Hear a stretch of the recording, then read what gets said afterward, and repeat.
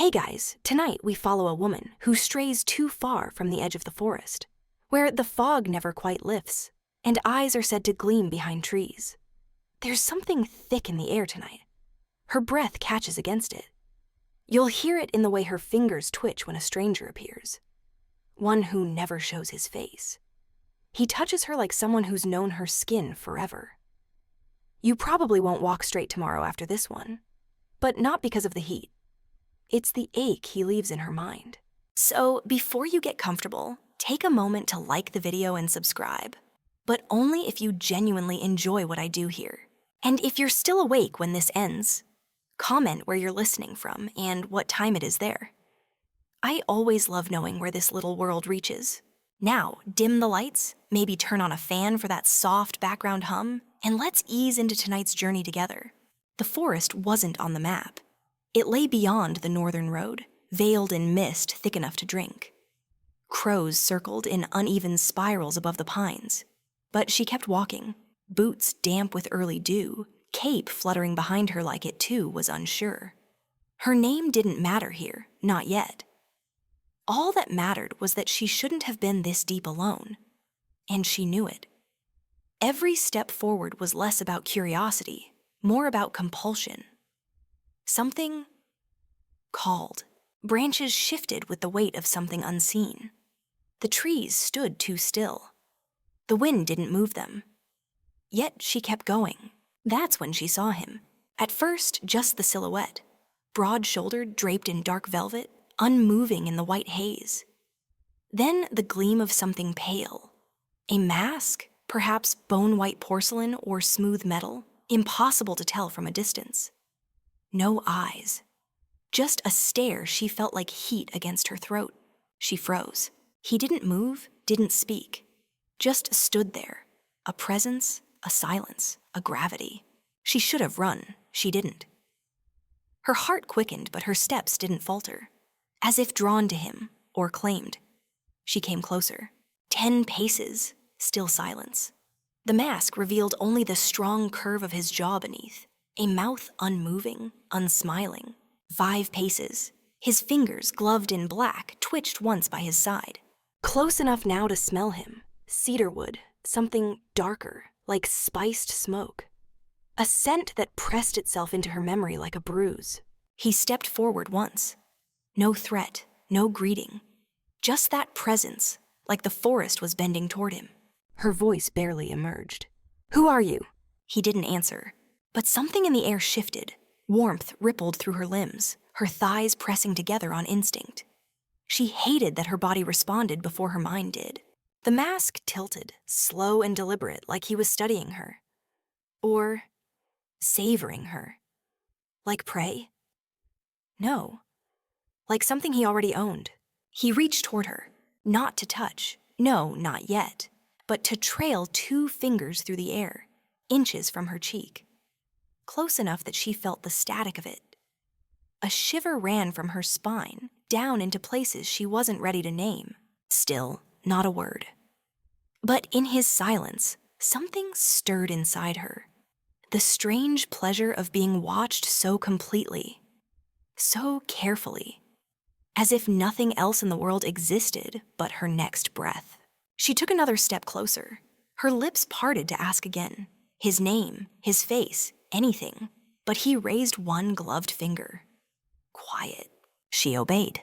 And then, so slowly she thought it was her imagination, his head dipped forward. His breath, hot, sweet, and wrong in a way that felt too good, ghosted over her ear. "No names here," he said, voice low, liquid, and deep enough to stir the ache behind her ribs. Not yet. A beat passed. She let her eyes close. When she opened them again, he was gone. No sound, no footsteps, nothing but the wind catching up with itself. But the scent remained, on her skin, in her mouth, in the space behind her tongue. She didn't realize she'd been holding her breath until she gasped. And when she looked down, a single black feather lay at her feet, slick with dew. She reached for it. As her fingers brushed its edge, heat surged through her hand.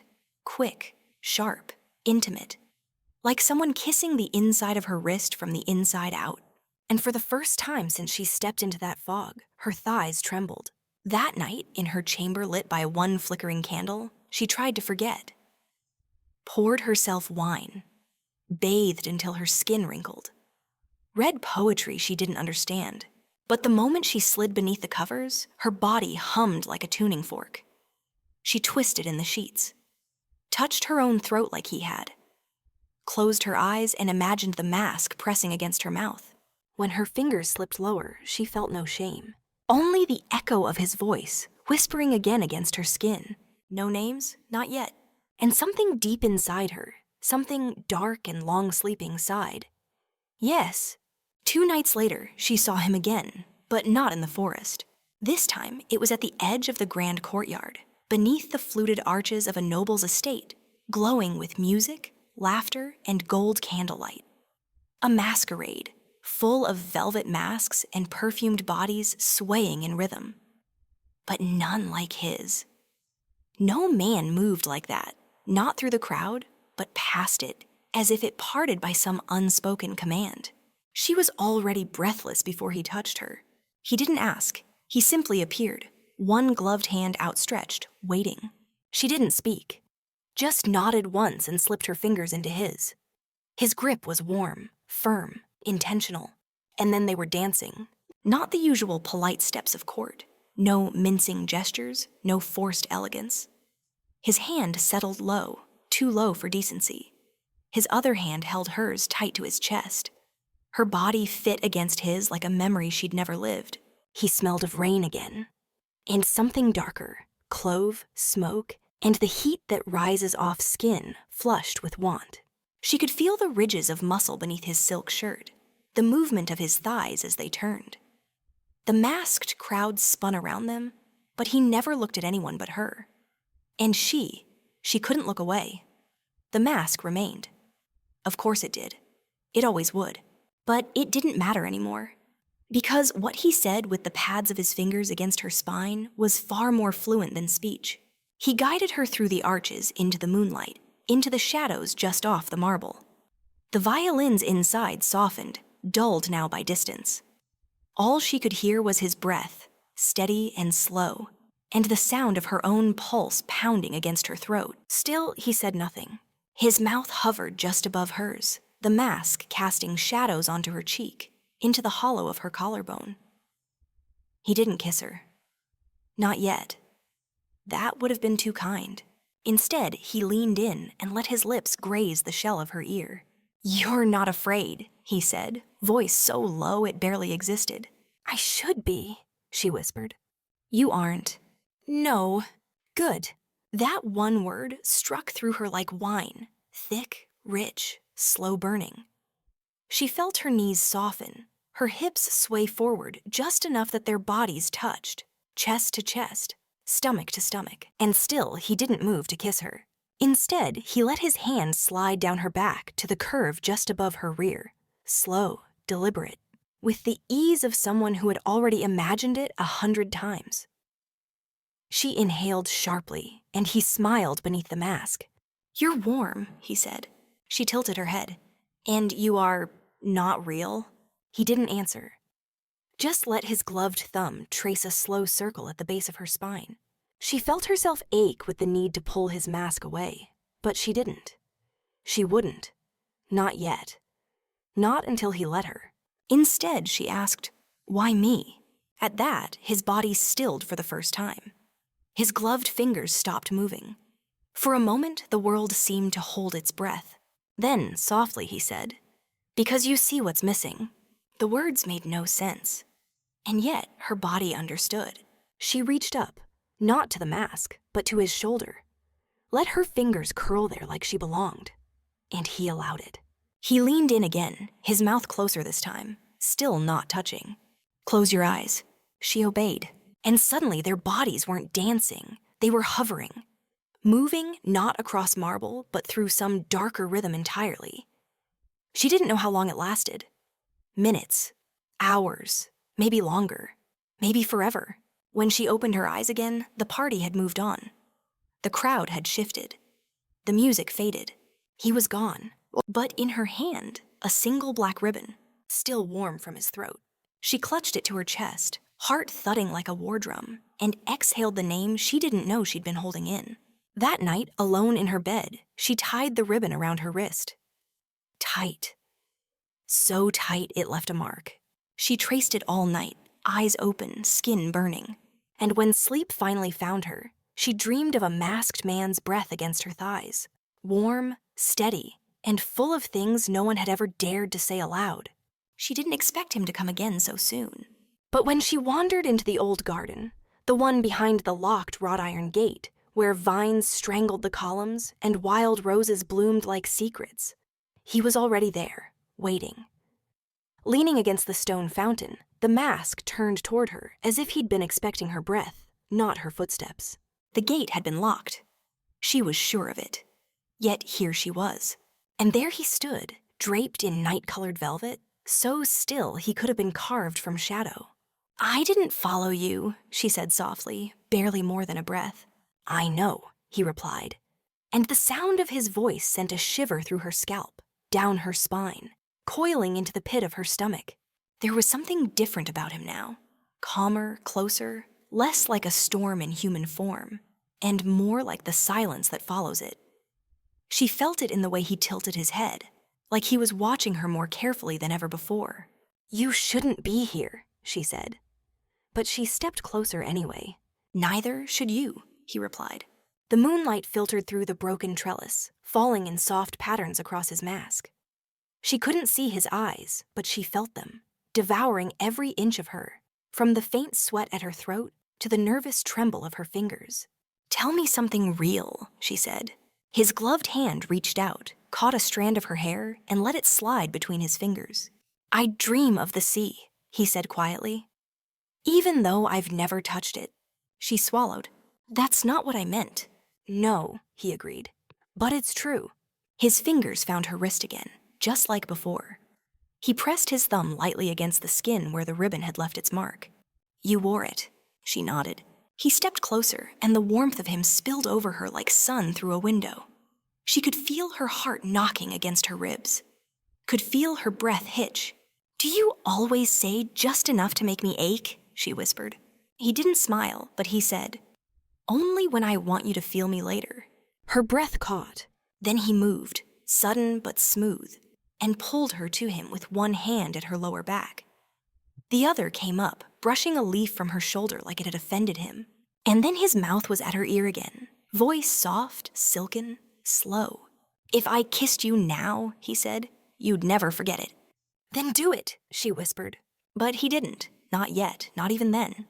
Instead, he brought her hand up between them, turned her palm outward, and pressed his mouth, mask and all, against her lifeline. A soft exhale. Not a kiss, a promise. "You don't know what I am," he murmured. "I don't care." He laughed then, quietly, sadly. "You will." Before she could speak again, his arms closed around her. Not harsh, not dominant, but possessive in the gentlest way. His body was fire beneath fabric. He pressed her back against the cold stone of the garden wall, lips still not quite touching hers, just hovering. She tilted her chin up, her eyes half closed. And then he whispered something she didn't expect. A name, not his, hers. The way he said it, it was like her name had never belonged to anyone else's mouth. She trembled. Her hands found his chest, warm, strong, alive. She wanted to touch under the mask, trace the skin, know him. But she didn't. She couldn't. Instead, she said nothing. Let him press his forehead to hers, metal to flesh, breath to breath. The roses around them leaned into the breeze. Somewhere behind the gate, a bell rang softly.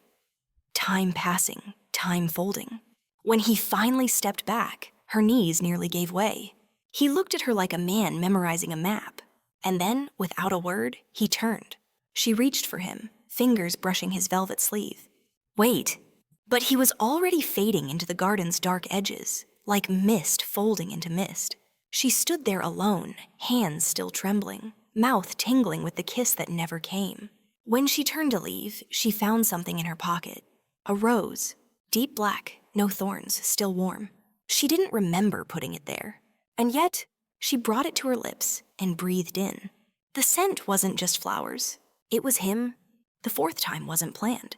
She hadn't gone looking for him. In fact, she'd told herself she wouldn't. Her mind needed clarity, distance, logic. But her body, traitorous and warm, ached for the scent of him, the sound of his voice, the way the mask seemed to hover just above her skin without ever touching. The night air was thick. Summer clung to her, damp and restless. She wandered along the outer wall of the keep, where ivy had grown too wild, and the lamps were few and far between. The moon was nowhere to be found, clouded over, as if the sky knew what was coming. She felt him before she saw him, a shift in pressure, the silence narrowing. Her breath caught in her throat, and she turned. There he was, leaning against the old stone archway, half in shadow. The mask glinted faintly, catching a sliver of light from a torch behind her. He said nothing, but his arms were open this time. An invitation? She walked to him. Slowly, step by deliberate step, until she was close enough to smell the forest again on his coat. That clove-spiced smoke lingered too, heady and thick, like the space between sleep and dream. "You said I'd never forget," she whispered. He tilted his head. "Do you want to?" "No." He reached up then, one gloved hand brushing her cheek, then trailing down her jaw, then curling under her chin. She leaned into it, eyes fluttering shut, and a sigh escaped her lips. He held her there, not tightly, but with intent. And then, at last, he kissed her. Through the mask, it shouldn't have been possible, but it was. The metal or porcelain, whatever it was warm. And behind it, his mouth was fire. The heat of it bled through as if there were nothing between them. His lips shaped hers slowly, like he'd memorized the exact rhythm her breath would take. It wasn't desperate, it wasn't rushed, it was claiming. She gasped softly, and that sound, that soft, shivering intake, seemed to provoke him. He deepened the kiss, hand sliding to the back of her neck, pulling her closer. Her fingers gripped his coat. The kiss went on, longer than she meant, longer than she should have allowed. But she didn't care. It wasn't just the kiss. It was the feeling behind it, the steady pressure. The way his other hand pressed lightly against the base of her spine, anchoring her to him as if the world might fall away. When they parted, her lips felt bruised, not from force, but from need. Her knees threatened to give out. Her thoughts had scattered like petals in wind. She looked up at him, still masked, still unreadable. But his breath was shallow now. She could hear it. "You felt that," she whispered. He nodded once. Then she said, quieter still, "Why does it feel like I've known you forever?" He didn't answer. Instead, his fingers lifted to trace the edge of her lower lip, then her neck, then slowly lower, to the curve of her collarbone where skin met fabric. He rested there. Just there. A question. She nodded, and he pulled her in again, not for another kiss, but to hold her, chest to chest. One heartbeat pressed to another, his gloved hand at her nape, the other splayed against her back, holding her like someone afraid she might vanish. No words passed between them for a long moment. She closed her eyes, let her cheek rest against his chest, breathed him in, and whispered, "Please stay." His breath caught. Then, softly, he pressed a kiss to her hairline. "I can't," he said. Her body stiffened. She almost stepped back, but his arms tightened slightly. "Not yet," he added. There it was again. Yet. Always that word. Always that pause. She didn't know whether to hate it or hold on to it. So she stayed. Let him hold her. Let his heartbeat wrap around hers. And when he finally did step back, the kiss still hummed on her lips. Her skin still felt his touch, though the air had cooled. She looked at him, and he said the one thing that nearly undid her. "You taste like remembering." Then he turned and vanished into the shadow of the wall. She didn't follow. She couldn't. Instead, she leaned back against the stone, touched her fingers to her mouth, and smiled. A dangerous smile. Because she knew now. He'd never be just a dream again. He was becoming real, even if she still didn't know his name. The glove wasn't there the night before. She was sure of it. The sun was barely cresting the hills. spilling golden light through the narrow window panes of her chamber, when she saw it. One black glove, resting neatly on her writing desk. It looked as though it had been placed there with care, not tossed or forgotten. As though it had been left. Her breath hitched. The bedsheets, still tangled around her legs, were damp with sweat from dreams she couldn't quite remember. Only the ache they left behind. She reached for the glove with a kind of reverence, as though it might melt beneath her touch. Warm. Still warm. She brought it close, pressed her nose into the soft leather. The scent of him was there, faint but unmistakable. Earth and smoke. Heat and memory. She closed her eyes. It was too intimate a gesture for a man she hardly knew. And yet she did know him, in ways the mind could never explain, but the body understood all too well. The glove was not just a calling card, it was a fingerprint across her thoughts, a promise sealed in silence. She didn't tell anyone. She hid the glove inside a drawer lined with velvet and old letters, beside things no one else ever saw. It stayed there for hours while she tried to pretend it meant nothing. But by nightfall, it was under her pillow. She'd kept it close, even as she dined with others, made conversation, played the role expected of her. Her mind, however, kept drifting, wondering if he had watched her that morning. Had he lingered while she slept? Had he knelt beside her bed, touched her cheek, whispered to her dreams? The thought made her dizzy. That evening, she bathed longer than usual. Let the warm water sink into her muscles, loosen the tightness in her spine, between her thighs. Her skin still remembered the way his hands had moved. Slow, deliberate, confident. Her fingers slipped lower beneath the water. She imagined it was his glove tracing her hip, slipping between her legs, teasing the edge of where she needed him most, but refusing to give in too soon. She gasped softly, the water rippling with her movement. Her other hand gripped the edge of the tub. Her breath quickened. She whispered his name, except she didn't have one to whisper. Only that mask, that mouth, that voice. She came apart under her own hand, but it didn't feel like hers. It felt like his. When she emerged from the bath, skin flushed and glowing, she didn't bother dressing fully. Just a loose gown that slid off one shoulder, a ribbon holding her hair away from her damp neck. She curled into bed, pulled the glove from beneath her pillow, and held it like a secret. And that's when she heard it, the creak of the balcony door. She turned, breath caught. He was there, not quite inside, not quite out. Standing in the doorway, the moonlight behind him, the mask glinting softly, casting shadows across her floor. Her lips parted, but no sound came out. He stepped inside, soft, unhurried, controlled. Her heart thudded against her chest, so loud she was sure he could hear it. He stopped at the edge of the bed. Said nothing. His gaze lowered to her hands, where she still held the glove. Her cheeks burned, but she didn't hide it. She met his eyes, or where his eyes should have been, and said almost defiantly, "You left it." A pause. Then, "You kept it?" She nodded. He stepped closer until he was beside the bed, towering above her. His gloved hand reached down, took hers gently, and slipped the second glove off his own fingers, one by one, until his bare skin met hers.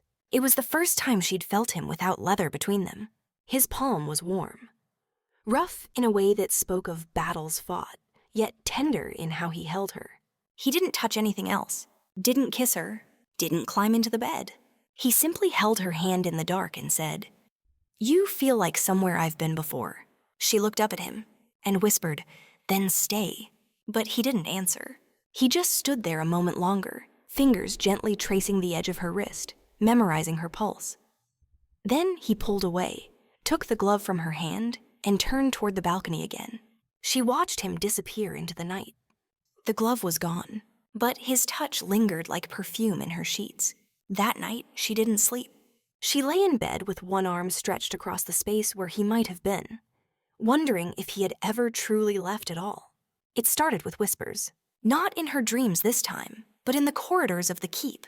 Low voices behind tapestry walls, fluttering like secrets in the drafty hush of dawn. They always lowered their tones when she entered. Always paused mid-sentence when she passed. "Did you hear? Another woman. Never shows his face. Gone, just gone. She didn't mean to listen, but of course she did. The whispers weren't about her. Not at first. But the longer she stood quietly near the long red drapery near the north stairwell, the more pieces started to fall into place. Her name, spoken like curiosity wrapped in silk. Then his. Not a name exactly, just a title like a shadow's baptism. The masked one, the man of midnight. The things they said didn't make sense. That he'd been seen before, years ago in other places. Always the same mask, always the same silence. And the women, how they changed after him, how they stopped smiling, how they stopped being reachable. She pressed her back to the cold stone wall, hidden behind the heavy tapestry. Her fingers trembled. Not from fear. From recognition, it was already happening to her. She hadn't told anyone about the glove, or the kiss, or the scent of him she still swore clung to her pillow. But her body had told on her. Her skin glowed where his hands had rested. Her voice slowed when she spoke of anything but him. She was too far gone, and she knew it. Yet when the whisperers left, she stayed behind, unmoving. It wasn't until she turned to leave that she saw it, pressed between the folds of the hanging tapestry, caught delicately on a golden nail. A black feather, identical to the first. She plucked it free with careful fingers, eyes scanning the corridor like someone afraid of being seen in her own skin. She tucked the feather into her sleeve and didn't look back. That night, her dreams returned, but twisted. This time, she wasn't alone in the woods. There were other women, draped in silks, pale with longing. All of them reaching toward the same faceless figure in the fog, and none of them could touch him. But he came to her, slowly, unerringly, as if she were the only one who burned. She awoke with a gasp, her body slick with heat, thighs aching from tension she didn't know she'd carried into sleep.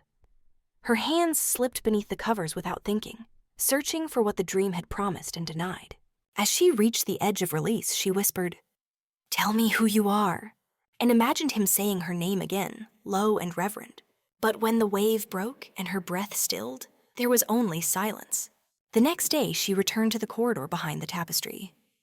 Not to listen, just to feel. The air there was different now, charged. And on the wall, scratched into the stone in a place no one would casually notice, were 3 words. I never lie. The scrawl was rough, faint, but unmistakably fresh. She reached out and touched the words, fingers trembling. And for a heartbeat, just one, she swore she felt a hand rest gently against the curve of her back. When she turned, the hallway was empty. But her breath came quicker than it should have. That night, she didn't try to sleep. She stood by the window instead, wearing nothing but a silk robe, hair damp from her bath, body warm and waiting. She whispered into the dark, "Come back." And the night held its breath with her. It came not with a knock, but a rustle. Like velvet being drawn slowly across a stone floor, so soft it could have been imagination, had she not already stopped breathing. The candlelight in her chamber flickered sideways, and she felt it. Not a presence, a pull.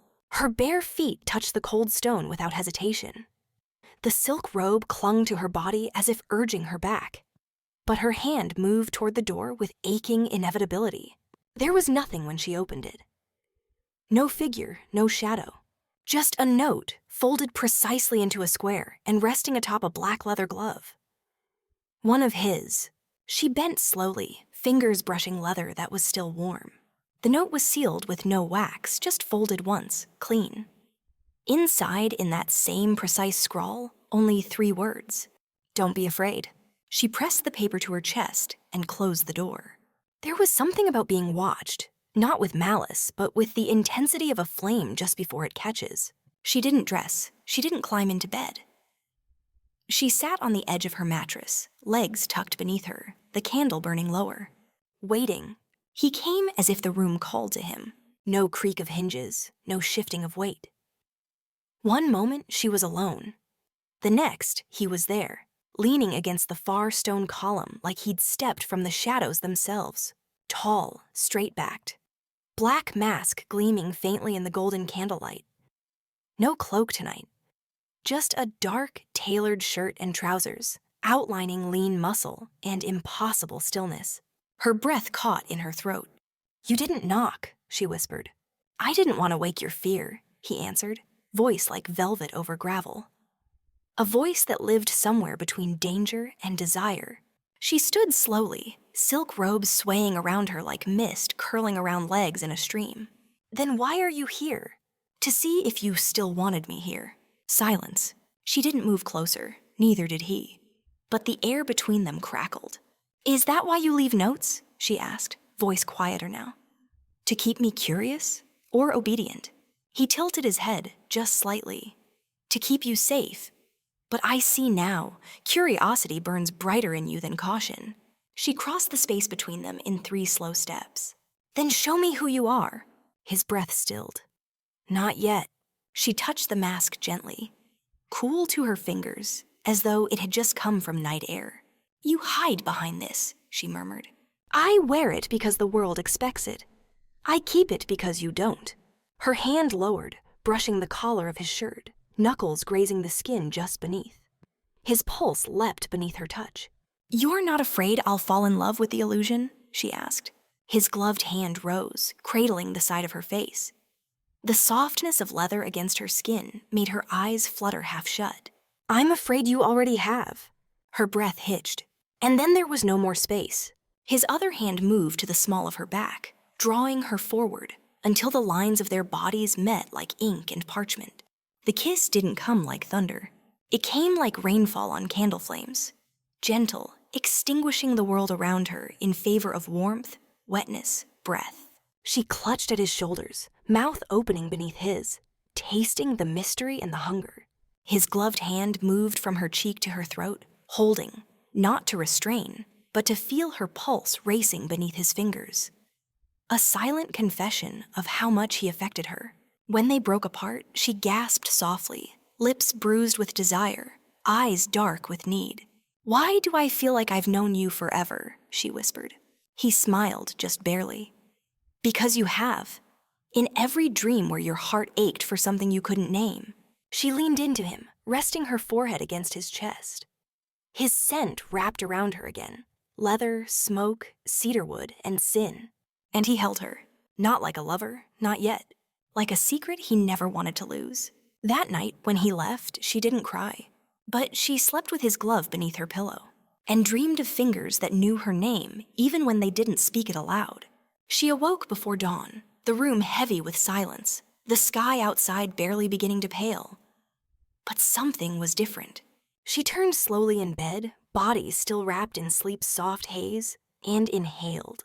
It was unmistakable. Leather, smoke, a trace of sandalwood. Not on her pillow, beneath it. Her hand slid under, fingers curling around what had rested there through the night. His glove. It was ridiculous, and she knew it. Sentimental, but her grip didn't loosen. She pressed it to her chest. The scent of him clung to it like a memory that refused to fade, and it stirred something inside her. Not just longing, but a slow, deep ache. An ache that curled its way through her stomach and nestled in her thighs. She didn't move, not for a long time. Instead, she lay in that in-between state, not fully awake, not dreaming, and imagined what it would be like to fall asleep with him beside her. Not just his glove, not just his voice in the dark, but his bare skin, his body.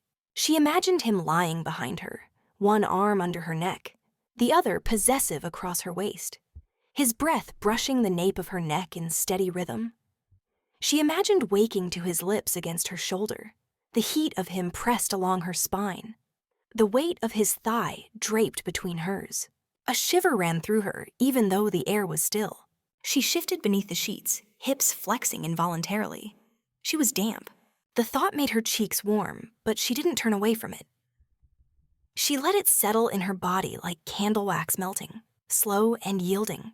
His touch hadn't lingered last night, not the way she wanted.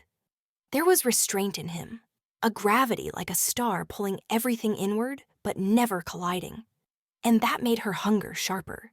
She reached for the edge of her robe and slipped it off completely, letting it fall from the bed like a second skin discarded. Her own hands moved over her bare stomach, tracing the places she imagined his fingers might explore.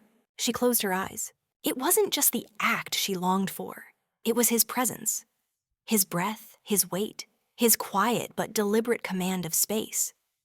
The way he didn't flinch from her intensity, but returned it with his own. And something more. It was the way he saw her. Not just as a body, not just as a face in candlelight, but as something deeper. A desire, yes, but also a question he was compelled to answer.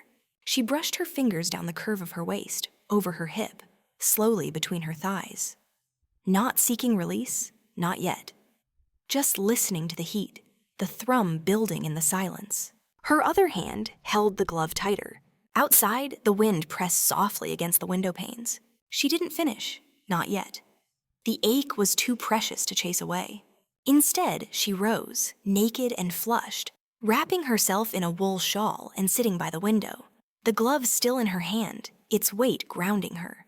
She looked out at the forest, mist curling at its edges like it was dreaming too. Where was he?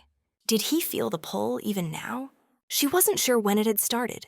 This sense that their connection was more than flesh, more than chance. It was as if their story had already been written, and they were only tracing the ink with trembling fingers. A knock broke the silence. Not at her door, but somewhere farther down the corridor. A soft series of raps, unthreatening, intentional. Her heart leapt. But no footsteps followed, no voices, just stillness. She rose carefully, crossing the room without a sound, robe gathered around her like fog. She opened the door. There was nothing again, only a box, small, wooden, and painted in deep crimson. She brought it inside with both hands, setting it down on the table. There was no note this time, no signature, just the box. She opened it. Inside, a black silk ribbon and a blindfold. Her breath caught in her throat. It was smooth as water beneath her fingers, heavy with promise. She lifted it slowly, unsure whether to smile or tremble. A blindfold, for surrender, for trust. She set it down gently and sat beside it. Was he asking her to give in? Or was this a game she didn't yet understand? Either way, her body already knew the answer. Tonight, she would not wait in fear. She would wait blindfolded, with the window cracked just enough to let the night in, and her soul laid bare as the rest of her skin. Paiton saochep chingsuor. That night, she prepared herself with a reverence she hadn't felt in years. Every movement became ritual. She bathed slowly by candlelight, letting the warm water glide over her skin like a lover's breath. The scent of rose oil bloomed in the steam, seeping into her pores, into her breath. Her fingers lingered at her collarbone, her thighs, the hollow just beneath her navel, mapping her own body as though she were preparing it for someone else's hands. Her body was soft, flushed from the heat. Her heart was beating in a low, insistent rhythm, steady but impatient. When she stepped out of the bath, the room had cooled. A single candle remained lit. Shadows danced along the walls, flickering like curious spirits. She approached the bed, and there, she placed the black silk blindfold in the center of her pillow. It sat there like a dare. She sat beside it, robe still clinging to her damp skin, heart fluttering. Was he watching? She couldn't know for sure, but in her bones she felt it. Not fear, but awareness.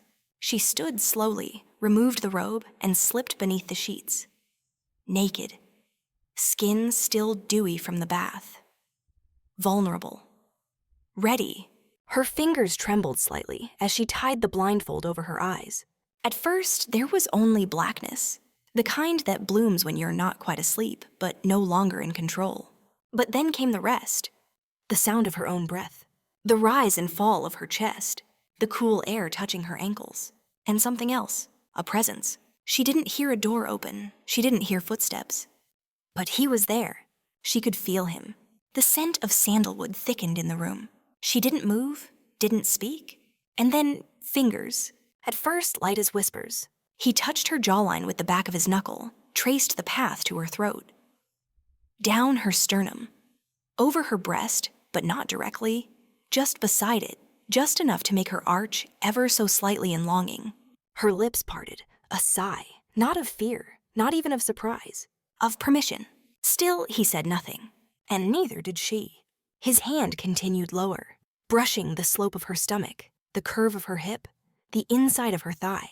Then he paused. Not cruelly, but deliberately. Testing. Waiting. She lifted her hips slightly, her body already answering what her voice could not. Then came his mouth. Not on hers, not yet. First, behind her ear. Then the side of her throat, warm and slow, until he reached the hollow where pulse met skin. He lingered there, breathing her in. She gasped when his tongue grazed her collarbone. It was so gentle it barely registered, until he did it again, and again, each pass drawing a shiver deeper into her bones. She reached for him instinctively, hands exploring in the dark, touching leather, cloth, skin. But not his face. Never his face. He caught her wrist gently, guiding her hand lower until she touched him. He was already hard. The weight of him in her palm was its own kind of promise, and she cradled it as such. When he kissed her, finally, it was not rushed. It was full, purposeful, a slow claiming. Tongue against tongue, mouths meeting again and again, learning each other's shape like they were speaking in a language older than words. And yet she still hadn't seen him, only felt him, only known him through the pressure of his fingers, the curve of his lips, the fire now pooling in the space between her thighs. He moved over her like smoke, never fully graspable, always surrounding. When he entered her, it was without hesitation, but not without grace. Her gasp was swallowed into his shoulder, his name escaping her lips without ever having learned it. He moved inside her like he had always belonged there. Not fast, not slow, just right. The rhythm of two people who hadn't just waited days, but lifetimes. Her legs wrapped around him, pulling him deeper, as if her body could drag his truth from inside him. And maybe it did, because he trembled. Just once, but she felt it.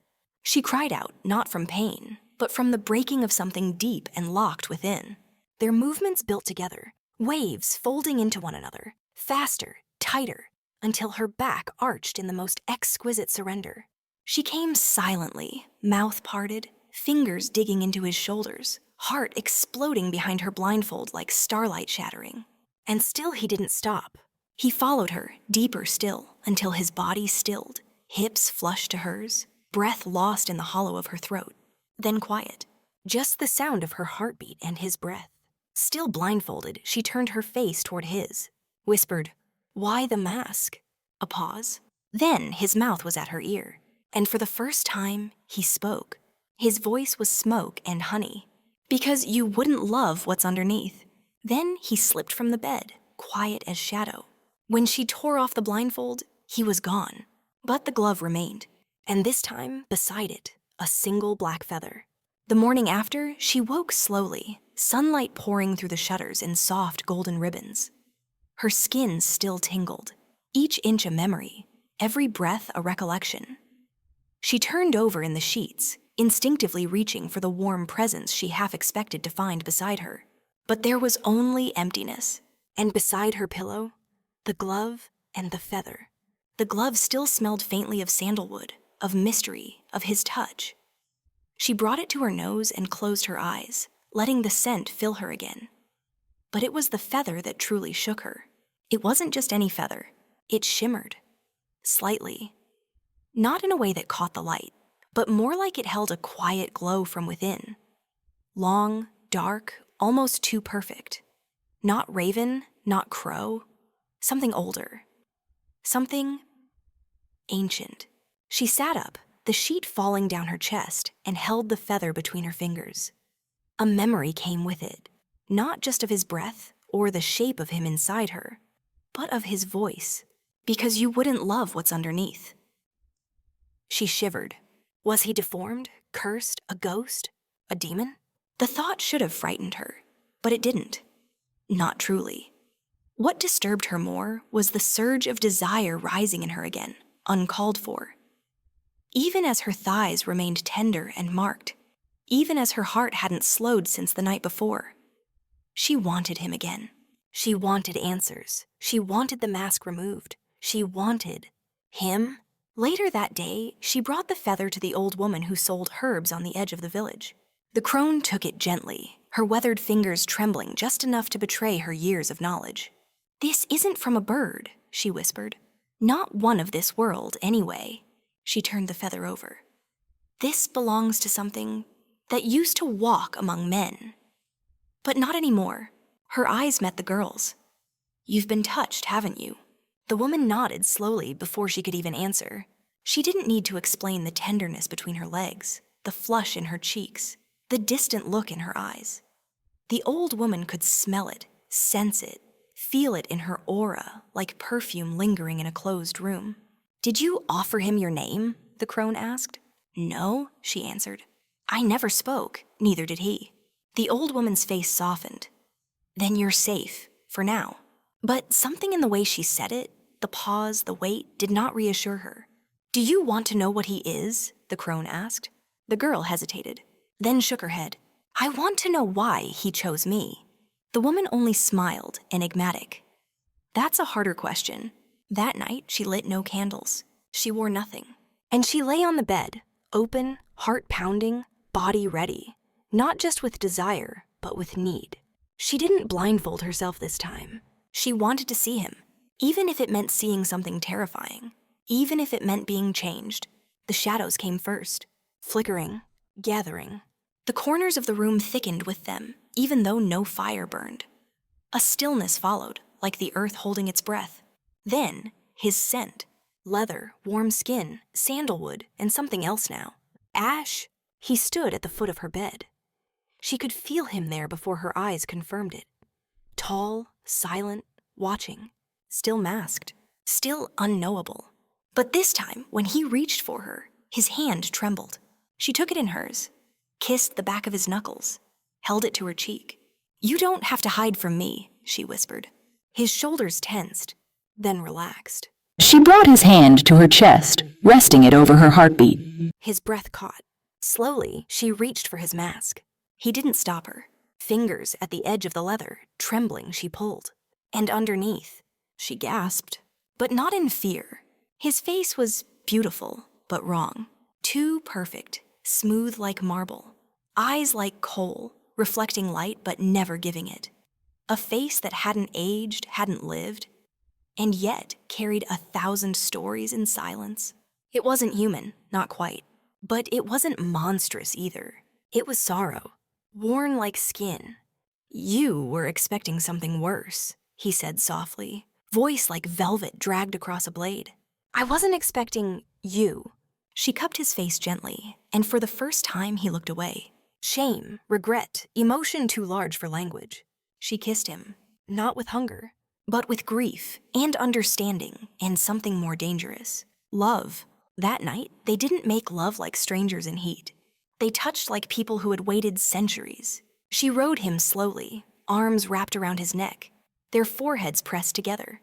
Every movement sacred, every breath exchanged like vows in the dark.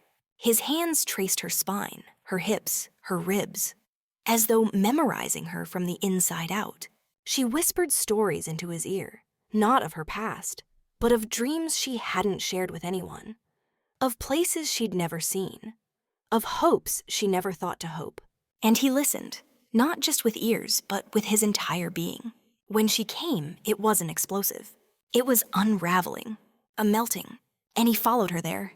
Together, they dissolved into the sheets, into each other, into something neither of them fully understood. And when she woke again, he was still there, watching her sleep, and for the first time, she wasn't afraid of the morning. She didn't speak at first. Instead, she let herself linger in the quiet warmth of his presence, the way the bedsheets barely moved with his breath, the gentle rise and fall of his chest beneath her palm, the softness in his gaze that made everything outside this moment feel unreal. Her hand curled against his skin, just over his heart. It beat slower than hers, steady, too steady. "You never sleep, do you?" she finally asked, her voice more curiosity than accusation.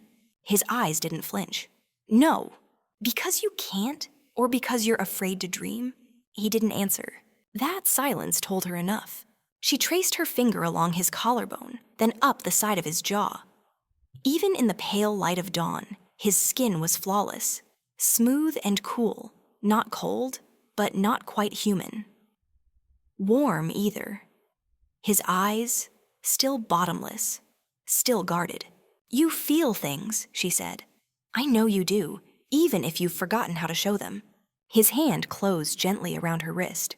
"I used to feel too much," he murmured. That was the problem. She shifted closer. "Then tell me, all of it."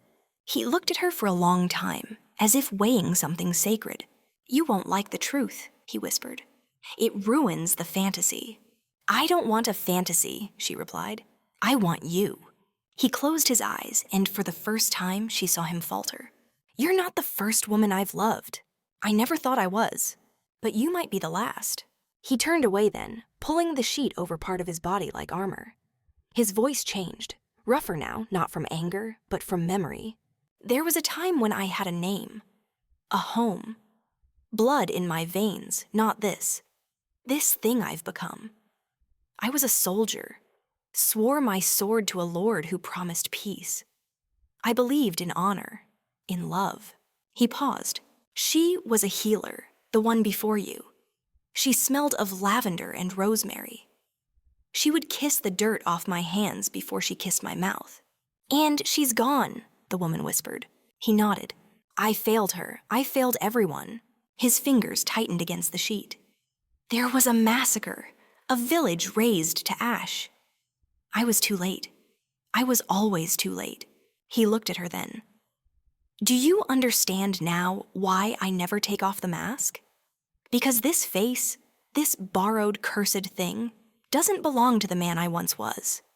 It's a shell, an echo." She reached for him, held his face again between her palms, and then she kissed each eyelid slowly, reverently. "You still love her," she said. "Yes. And yet, here you are." He nodded once. "And here I am," she said, kissing the corner of his mouth.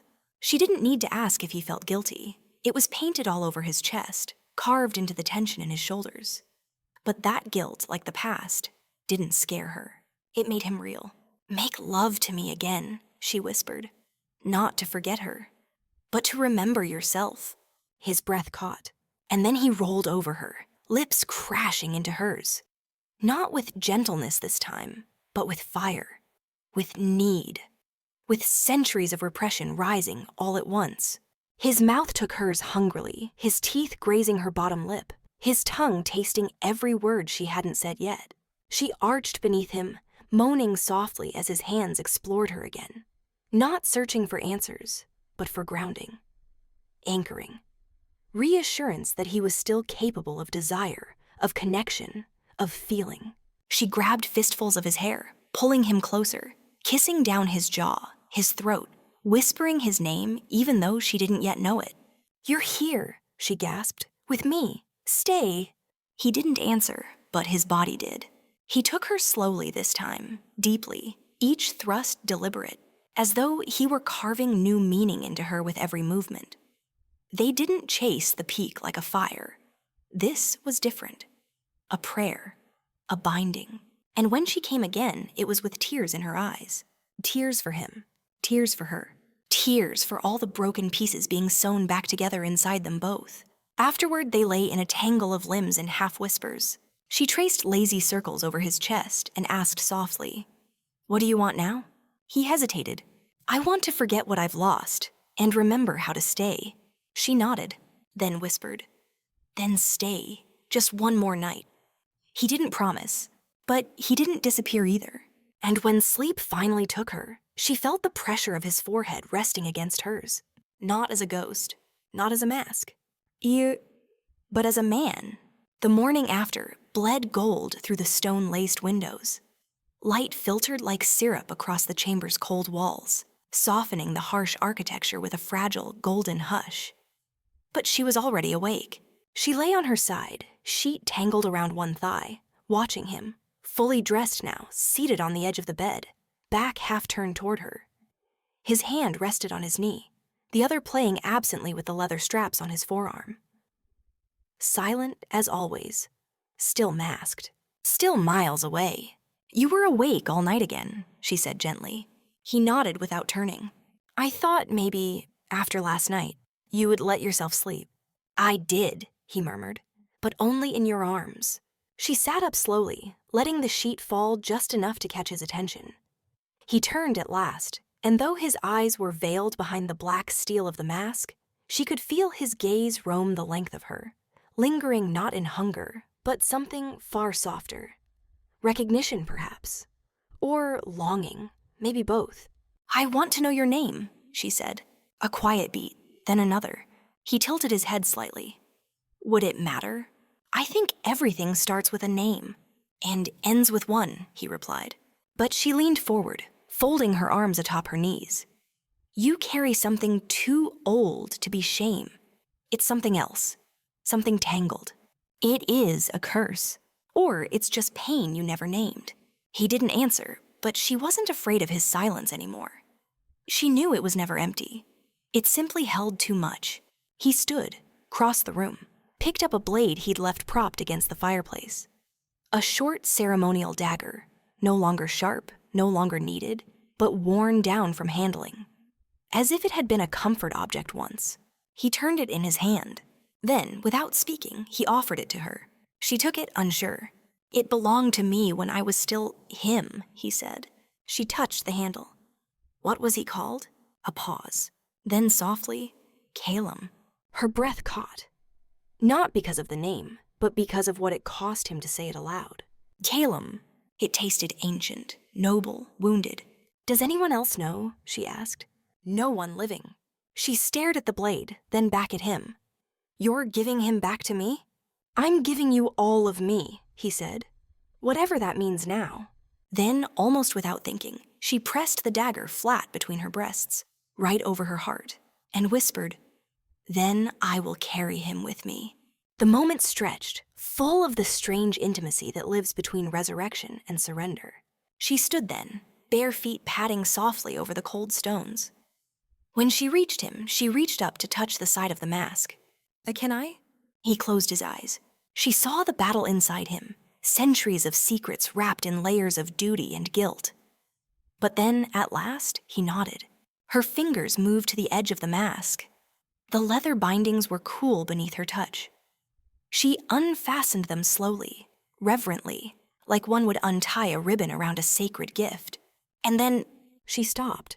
He opened his eyes again, sensing her hesitation. "I don't want to force anything," she said. "You're not forcing," he replied. "You're freeing." She inhaled, then pulled the mask away. What she saw wasn't monstrous, but it wasn't untouched either. There were scars, not fresh ones, but deep and ancient, running along the side of his jaw, one across his brow. His skin was pale, almost too perfect in places, as if repaired by magic rather than time. And his eyes?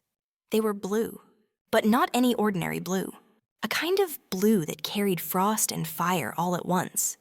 Something not entirely of this world. Something broken and beautiful and trying to live anyway. She whispered, "You're still him. Still Calum." His breath shook, and then he smiled. Not with his mouth, he didn't know how anymore, but with his eyes, with the gentle drop of his shoulders, with the surrender of his tension. She reached up, kissed his cheek, then his lips, softly, reverently, like a promise. And he let her. For the first time, he let her. They didn't make love again that morning, not in the way they had before. Instead, they dressed slowly, silently, brushing fingertips, exchanging glances, smiles too small to be named. Later, they descended to the lower hall together. The manor had long been abandoned, but the dining room had been restored. By him, apparently. A feast waited on the long table. Figs, honeyed bread, cured meats, wine dark as rubies. She hadn't seen him prepare it. She hadn't heard a single soul. But somehow, he'd known today was the day for sharing. He poured her wine. She touched his hand as she took the goblet. And for a long time, they just sat, ate, stared at each other across the table, like strangers who somehow already knew too much. "I want to stay," she said, fingers curling around the silverware. He said nothing, but he didn't stop her from saying it. And that meant more than any vow. She was no longer just a visitor in the haunted house of his past. She was now part of its furniture, its light, its heartbeat. She didn't ask what would come next, because somehow she already knew. This was not the climax, only the beginning. By evening, the clouds had thickened like secrets unspoken. The terrace outside the eastern wing, her favorite place since arriving, was slick with a sudden summer rain. Fat droplets splashed on the white marble, making tiny echoing taps that reverberated through the columns and vines, soft as a whispered confession. She stood barefoot in the middle of it all, letting the water kiss her skin, soaking the hem of her dress, plastering her hair to her neck. She didn't shiver. Not from cold. Not anymore. Behind her, he watched. Calum leaned in the shadow of the doorway, arms folded, mask gone now, though his head still bowed as if protecting the bare truth of his face. "You always stand in the rain like it's a church," he said. She smiled without turning. "Because it feels like it washes everything away, the past, the silence, even the shame." A pause. Then his footsteps, slow, measured, crossed the threshold. Rain pattered onto his shoulders, wetting the dark fabric of his tunic, making his hair fall in damp strands across his brow. When he reached her, he didn't speak. He just touched her, his fingers running from her shoulder, down her arm, brushing rain from her skin like the movement might erase something heavier. "You don't have to be gentle," she whispered. He answered only with the sound of breath, his deeper now, ragged with restraint. "I mean it," she said, voice low and certain. "You don't have to protect me from the parts of you that burn." She turned to face him. Her dress clung to every curve. Not provocatively, but intimately, like honesty worn on the outside. Her eyes searched his, and what she saw there wasn't hunger. It was grief and desire and the terrible ache of hope. He touched her jaw, thumb trailing to her bottom lip. "You don't know what you're asking for," he said. "I know exactly what I'm asking for." When she kissed him, it wasn't slow. It was deep, wet, soaked with rain and urgency. It wasn't perfect. Teeth clashed briefly, a breath caught too soon. But it was real. Tangled fingers, soaked hair, their bodies pressed together not out of performance, but need. He lifted her without a word, carried her across the slick terrace into the ivy-covered wall, pressing her gently, then firmly against it. Rain still fell around them in a veil, turning everything gray and silver and alive. She arched into him, hips aligned, back slightly scraped by the rough stone. But she didn't care. Didn't flinch. Her legs wrapped around his waist as he lowered his face into her neck, mouth hot against her rain-chilled skin. They didn't undress fully, not yet. He hiked the fabric of her dress, one hand splayed at the small of her back to hold her steady, the other exploring the lines of her thigh with reverence. She moaned softly, not from shock, but from relief. From finally being touched the way her soul had longed for. Not just her body, all of her. Their rhythm was not rushed, but neither was it lazy. It had a pulse, a hunger shaped by all the nights they had not done this. All the restraint that now, finally, could be forgotten. He didn't speak her name, still afraid to say it out loud, as if it might break something delicate. But he looked at her like a vow, and she whispered his, over and over, like it was the only word that mattered. "Calum," and then again, softer. "Calum." They both trembled in the aftermath, him from release, her from the enormity of the moment. She felt his forehead pressed to hers, both of them breathless, shuddering, their hearts beating so hard they might have mistaken the sound for thunder. The rain slowed.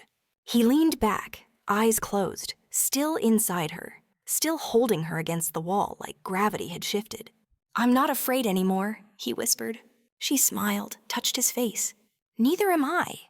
They returned to the manor sometime later, soaked and laughing in that quiet, breathy way lovers do when words can't keep up. She changed beside the fire. He brought her a towel, kneeling behind her to dry her shoulders. Not because she needed him to. Because he needed to. Because he liked touching her when there was no demand, no urgency, just the luxury of her nearness. She turned, kissed his forehead. And he smiled again, softly. That night, as they lay beneath the same sheet, bare, tangled, entirely unguarded, she asked him what he dreamt about. "Before I met you?" he asked. "Yes." He hesitated. "I didn't." "And now?" "I dream of water," he said. "And voices. And someone saying my name like it matters." Her eyes filled. "You matter," she whispered. And then they slept. Not tangled in sex, but tangled in meaning. Morning broke pale and quiet, with a fog that hadn't lifted since before dawn. She woke first, bare limbs tangled in warm sheets, the imprint of his body still lingering beside her, though he had slipped out before light touched the room. His absence wasn't empty. It was deliberate, like a soft breath drawn elsewhere in the house. Not lost, not gone. Just elsewhere. She rose slowly, wrapping herself in his shirt. The scent of cedar and something darker, like smoke and old ink, clung to the collar. It made her smile. Downstairs, the manor was still sleeping. Shadows leaned into corners, and light filtered lazily through sheer curtains, tracing soft ghosts across the stone floor. Drawn by instinct, not reason, she found herself in the small study near the east corridor, one she hadn't explored before, though Calum often disappeared into it. A door always left slightly ajar, always uninviting in its silence. Today, she entered. Dust hovered in the air, undisturbed. The room was filled with books, but not like the library upstairs. This collection felt personal, chaotic, full of annotations and secrets. A single window looked out over the moss garden, and below it stood an old writing desk, its wood smooth from years of use. She ran her fingers across its surface and paused. A creak beneath her heel. She bent down. One floorboard near the baseboard didn't match the rest. Thinner, newer, and unsealed. Heart suddenly echoing in her chest, she pried it loose. Inside, a hidden cavity. And within it, a letter. Its parchment was brittle with age. The seal broken long ago. The handwriting, elegant and oddly familiar, unfolded like a wound. To the one who will eventually find this, I write not to beg forgiveness, but to tell the truth. She loved me once. Before the war, before the fire, before the mask became my face and my soul its prisoner. Her name was Elira, and I broke her with silence. I wear this mask not for vanity or curse, but for shame. Every night I relive the moment I turned away. Not to protect her, but to protect myself. I have buried her memory beneath duty, beneath stone, beneath this floor. If you are reading this, you are already part of my penance. Please do not become her. Her breath caught. The ink was Calum's, unmistakably. But the name, the pain, the confession, it painted him in a light she hadn't yet seen. Not the noble midnight lover. Not just the brooding mystery, but a man who had run from love before and paid dearly. She didn't feel anger or betrayal. She felt something stranger, recognition. It explained the silences between their passion, the flickers of sorrow in his joy. The way he sometimes touched her, like he couldn't believe she was real. She sat there for a long time, the letter trembling in her lap, the room pulsing with memories not hers. Then she heard his voice. I thought you might find it someday. She turned. He stood in the doorway, unmasked, eyes darker than usual, not with anger, but with the terror of vulnerability. She rose slowly, didn't speak. He stepped closer. I buried that because I thought I'd never be worthy again. Of anything, of anyone. And then you arrived, and I couldn't stop wanting something I swore I'd locked away. She touched his face, gently, like she was memorizing it. You haven't run, she said. He swallowed. Not yet. You won't, she added, voice sure, low. Because this isn't like last time. His breath hitched. I'm not her, she said, and you're not who you were. They stood in silence, eyes locked. Until finally, he stepped forward and pulled her into him. Not with hunger, but with a desperation so fragile it felt like a heartbeat in his chest. He held her like the world was ending and beginning, all at once. That night, they didn't touch with fire. They touched with grief and tenderness and healing. They undressed each other slowly, reverently. Every inch of her skin explored like rediscovered land, his mouth leaving trails of memory and apology, her hands unmasking him more than any letter ever could. When they made love, it wasn't for pleasure, it was for absolution. And when she fell asleep in his arms afterward, she dreamed not of storms, but of gardens, and someone whispering her name, softly, as if he had finally decided she was real. Python sao shep ching sua. Morning light spilled gently across the bedsheets, painting her bare shoulder in a soft halo. She stirred only slightly when his fingers brushed a loose strand of hair from her cheek. He had watched her sleep for hours, afraid that if he looked away, she might vanish, like a dream spun too delicately to survive daylight. But she didn't vanish.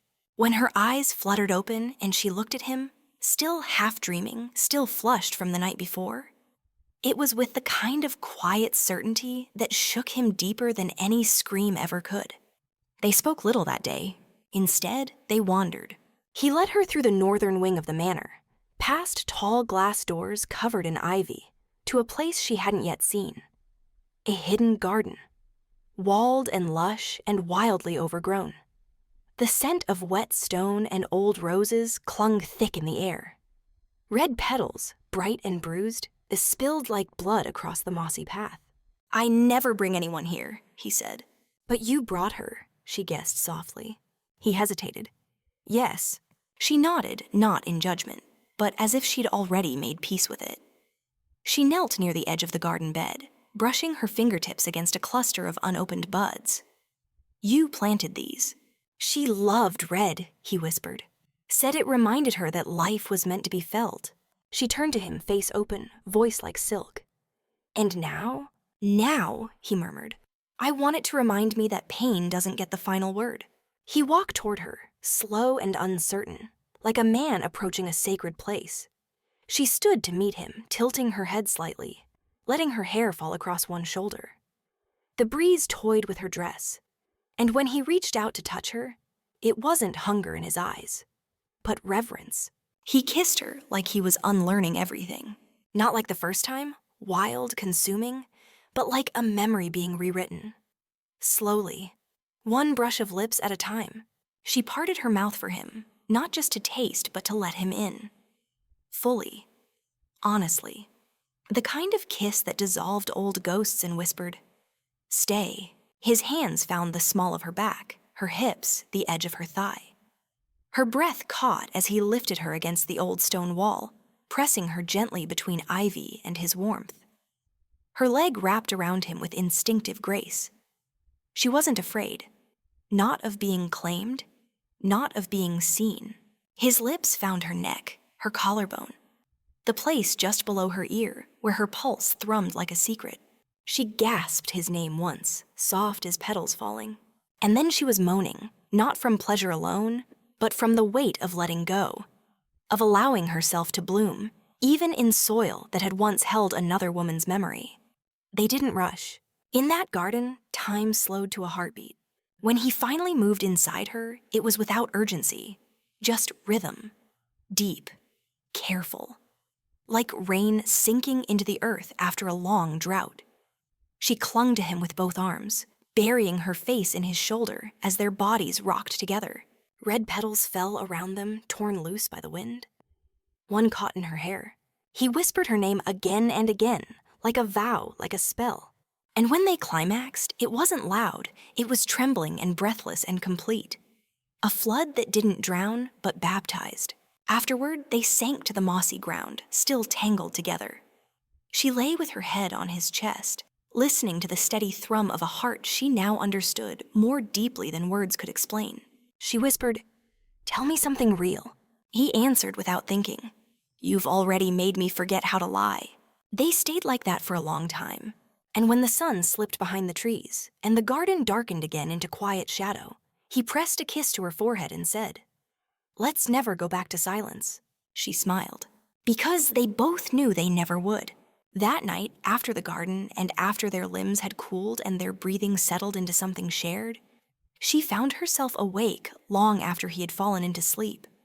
The manor around them was wrapped in velvet hush, candlelight spent, windows ajar to the rustle of wind threading through ivy. She stood quietly, the linen from the bed still wrapped around her like a shroud of memory, and crossed the hall to the study she had never entered. The door creaked open, just enough for her to slip in. The scent of old paper, leather bindings, and something faintly citrus lingered like a ghost. His world, his solitude, it welcomed her in a strange, heavy way, like a silence that had waited years to be broken. The desk was stacked with letters, dozens of them tucked into drawers and bundled with thin black ribbon. Some bore red wax seals, cracked and brittle. Others just yellowed edges and ink that had bled from the weight of time. None had been sent. She touched them as if each was a breath he never dared to release. She found one with her name, unsealed, unsent. She hesitated, the paper trembling between her fingers. But curiosity eclipsed guilt. The ink was precise, yet full of restraint. Like every word had been carved, not written. I see her in every storm, in every moment I'm brave enough to feel. She is the quiet between my thoughts, the warmth I never believed I deserved. If she ever knew what I was, what I've done, would she still stay when the mask slips? The mask, always the mask.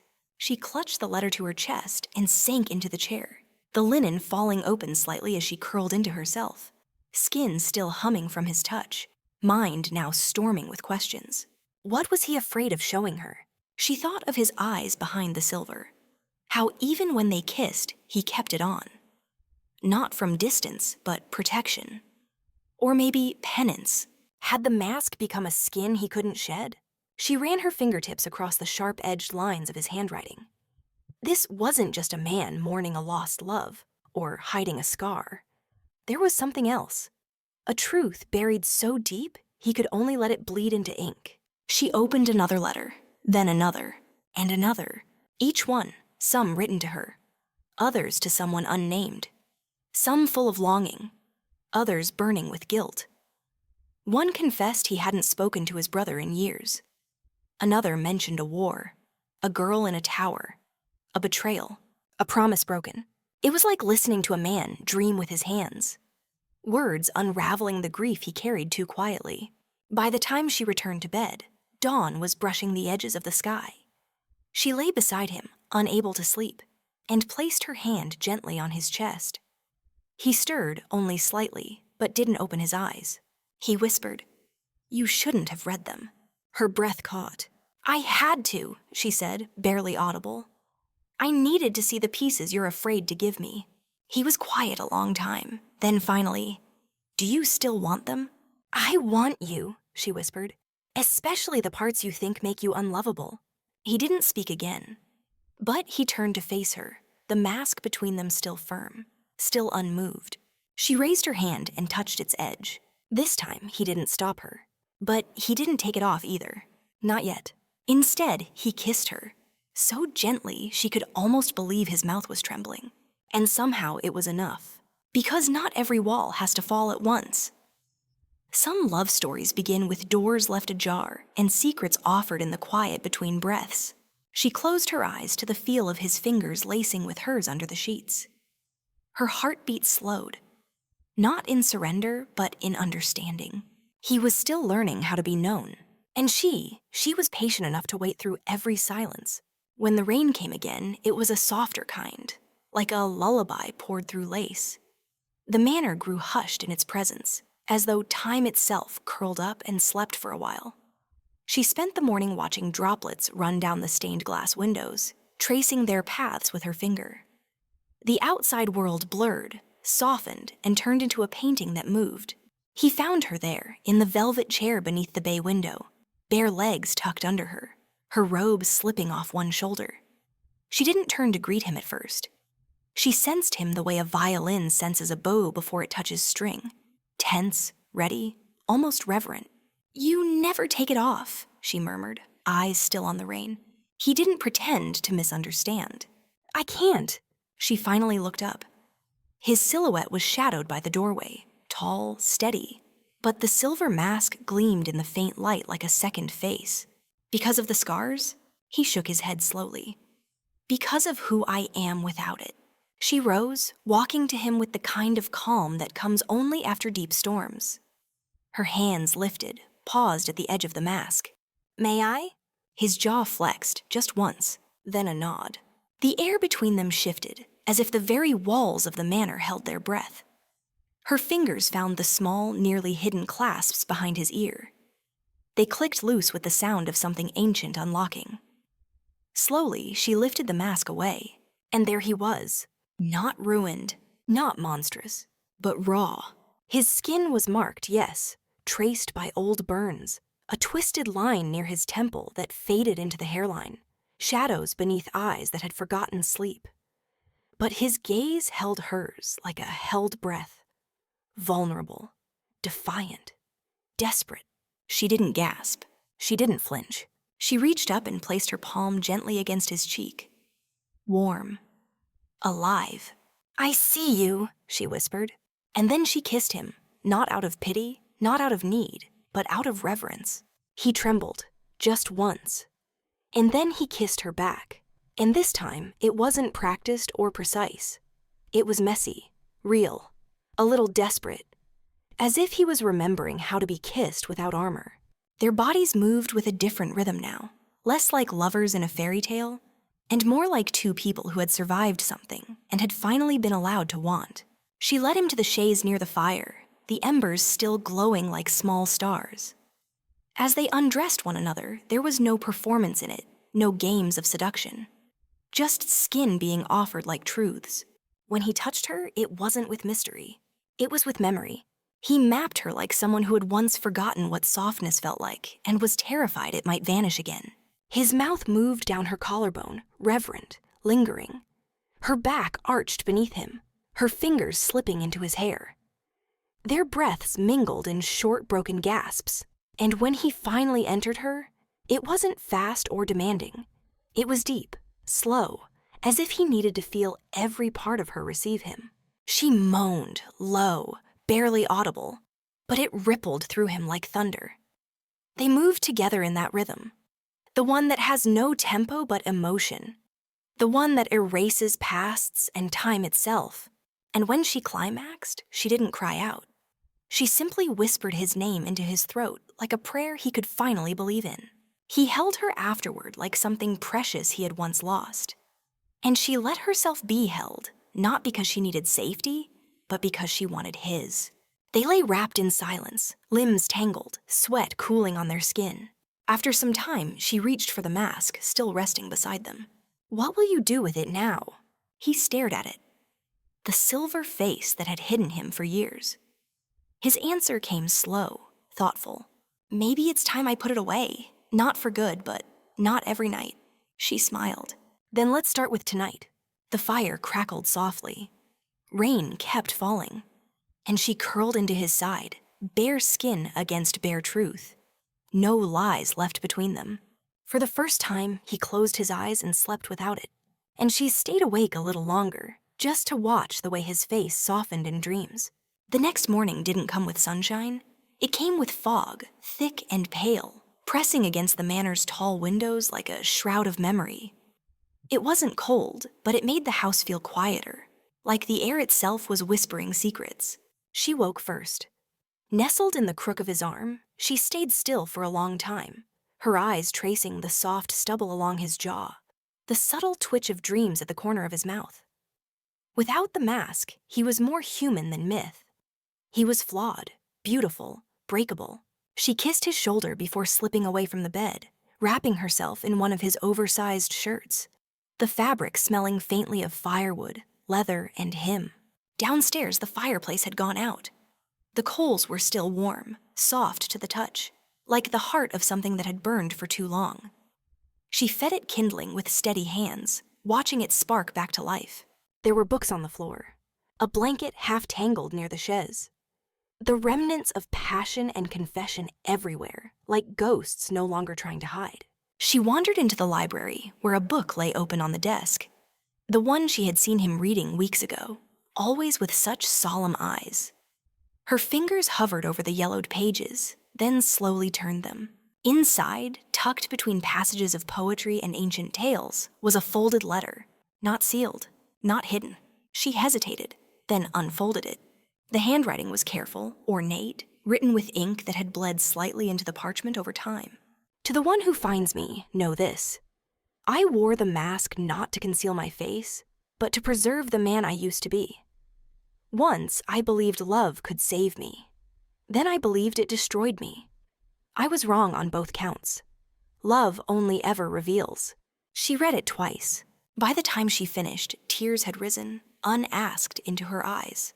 Not of sadness, not fully, but of understanding. Of how long he had waited to be seen, and how long she had needed to see someone, too. Behind her, soft steps. He had awoken. His voice was raspy with sleep. "You read it." She didn't hide the letter. She turned, held it out with both hands, not accusing, not demanding, just offering it back.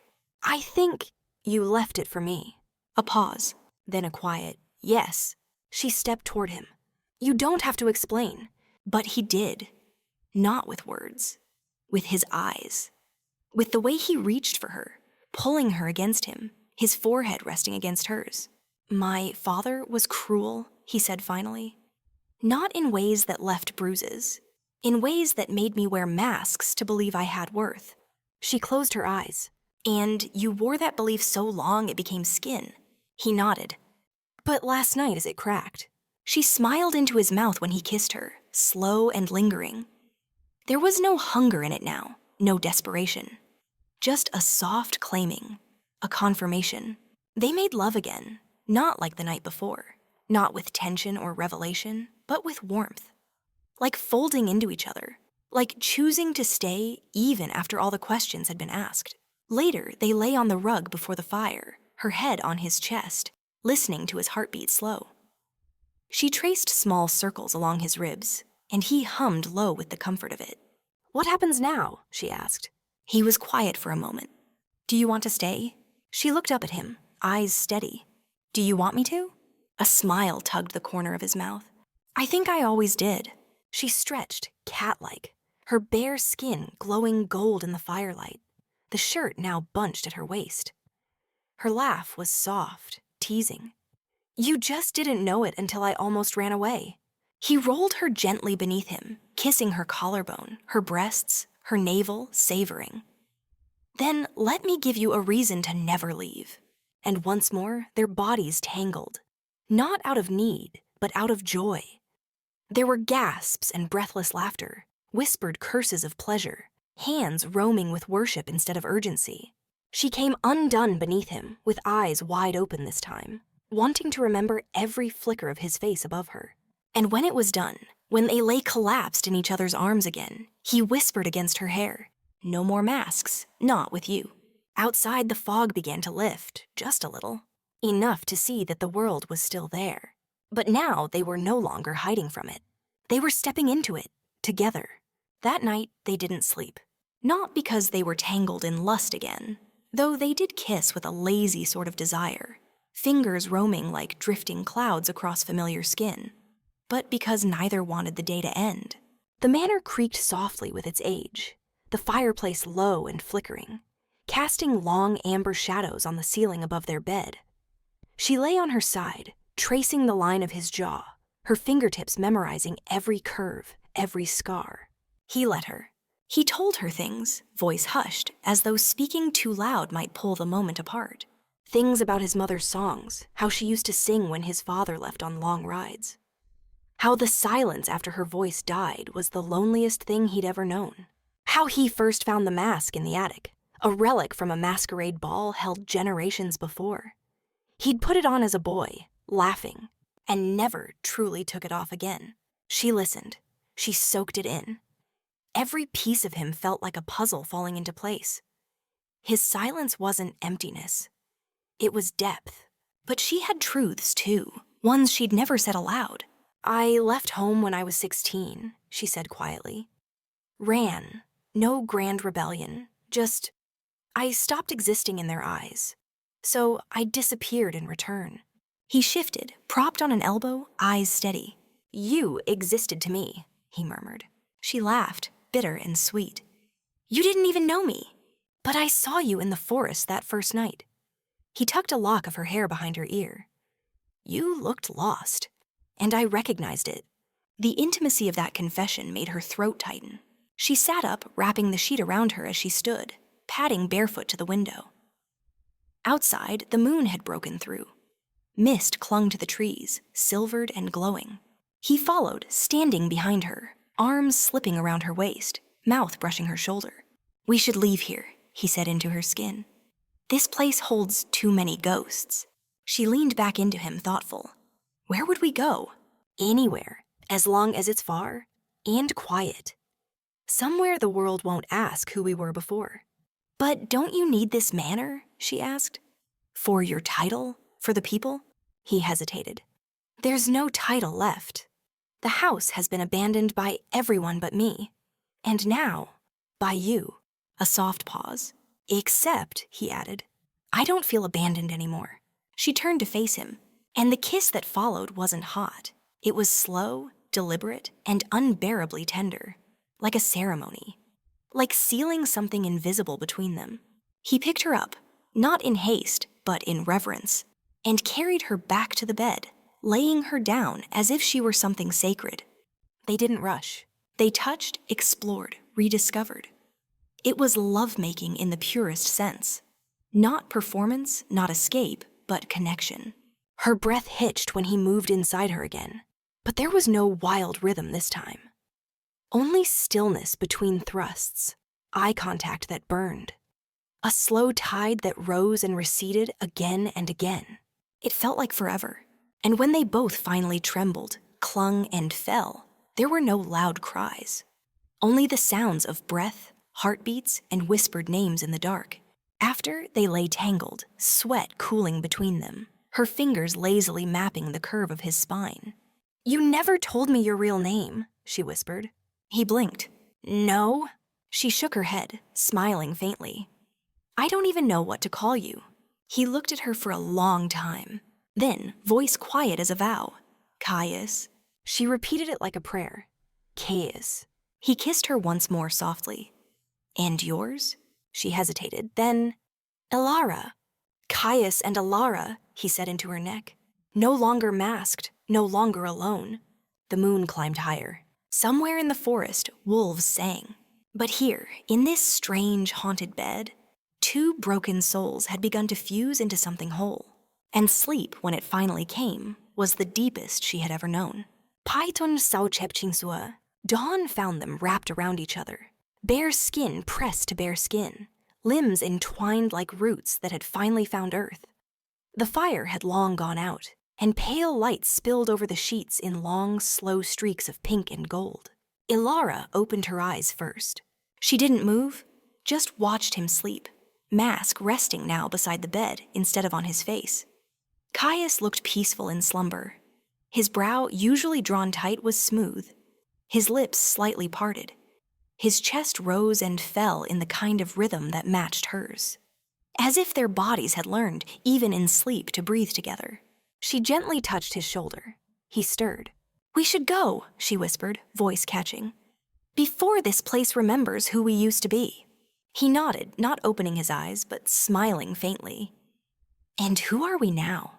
She exhaled slowly. That's the beautiful part. I don't know yet. He sat up, sheets falling from his torso. The room was quiet, but something had shifted. Some invisible weight had been lifted. It was no longer the manor that held their story, but them. Their bodies, their memories. And that was something they could carry. Caius rose, wrapping a blanket around his waist, and walked to the corner chest. From it, he pulled out a worn satchel, an old dagger, a cloak that looked like it had survived 10 winters. Elara dressed too, slowly, thoughtfully, like she was shedding an old version of herself with each layer she slipped on. When they stepped out of the manor together, the morning air met them like a kiss on the cheek, cool, forgiving. The forest had changed too, no longer haunted, just quiet. They walked hand in hand down the misted path, not saying much, but feeling everything. With every step, the past fell behind them, like crumbling stone walls, like burnt letters, like secrets finally spoken. Halfway through the woods, they paused at the clearing. Elara looked back one last time. It feels like leaving a fever dream, she murmured. Caius pulled her close. Then let's not look back again. She nodded, and they kept walking. They didn't know where they were headed, whether toward sea or city, sunlight or shadows. But there was no more fear. Not when the past had been faced. Not when the masks had fallen. They kissed once more under the thinning trees, and the world around them felt still, like the universe was pausing to listen. Then they vanished together into the brightening wild, and the manor, silent for so long, finally slept. Your breath begins to slow now. The heat that shimmered in your chest settles into a quiet, steady warmth. Ilera and Caius, two ghosts no longer, are gone, but their story remains. In the hush between heartbeats. In the softness of bare skin pressed against linen. In the quiet promise that love doesn't have to roar to be heard. Let yourself fall gently into that same sleep they shared, bone deep, soul heavy, safe. No more running, no more masks. Just the quiet rise and fall of breath. And the certainty that even in darkness, someone might see you. Truly see you. You've made it through the night. Sleep now with your heart unmasked.